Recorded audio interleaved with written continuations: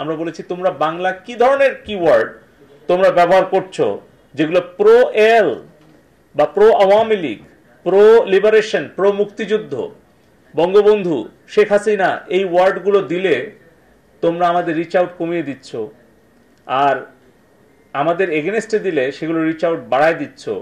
এই ধরনের অ্যালগোরিদম তোমরা কি ইন্টেনশনালি করছো, নাকি তোমাদের এআই টুলটাকে কিভাবে তোমরা টিচ করছো, কিভাবে তোমরা তাদেরকে শিক্ষা দিচ্ছ যে তারা এআই গুলো এভাবে কাজ করছে, কিন্তু এগুলোকে তোমরা ব্লক করছো না।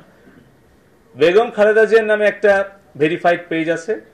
আমি বলেছি যে উনি সাবেক প্রধানমন্ত্রী, উনি এখন কারা অভ্যন্তরে আছেন, উনি সাজাপ্রাপ্ত। তোমাদের কমিউনিটি স্ট্যান্ডার্ড এটা অ্যালাউ করে কিনা যে কারা অভ্যন্তরে থেকে একজন সাবেক প্রধানমন্ত্রী, উনি এমন কোনো অপরিচিত ব্যক্তি নন যাকে আইডেন্টিফাই করা দুষ্কর, খুবই ইজি।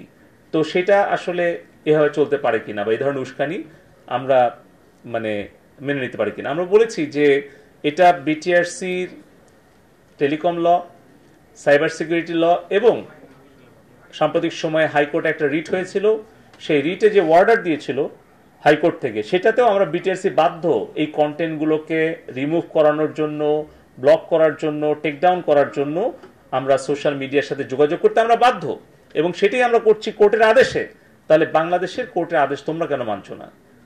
এই ব্যক্তিগুলো আপনাদের কাছে পরিচিত, এরা দেশের বিরুদ্ধে নিয়মিতভাবে তারা চক্রান্তে লিপ্ত, এবং এরা ইলিয়াস হোসেন, ডক্টর কনক সারোয়ার, পিনাকি ভট্টাচার্য, জাহিদ এফ সর্দার, গোলাম মওলা রনি, এরা কিন্তু প্রতিনিয়ত গুজব, মিথ্যা অপপ্রচার করেই যাচ্ছে দেশের বিরুদ্ধে, সরকারের বিরুদ্ধে, জনগণের বিরুদ্ধে। আমরা এদের লিস্ট সহ আমরা দিয়েছি এবং তাদের কন্টেন্ট সহ দিয়েছি, যেন পরে তারা অস্বীকার করতে না পারে। তাদের রেসপন্স পার্সেন্টেজ খুবই লো, টোটাল 13%। আমরা যে রিকোয়েস্টগুলো পাঠিয়েছিলাম এবং তাদের স্বয়ংক্রিয়ভাবে যেটা করার কথা সেটাও তারা করেনি।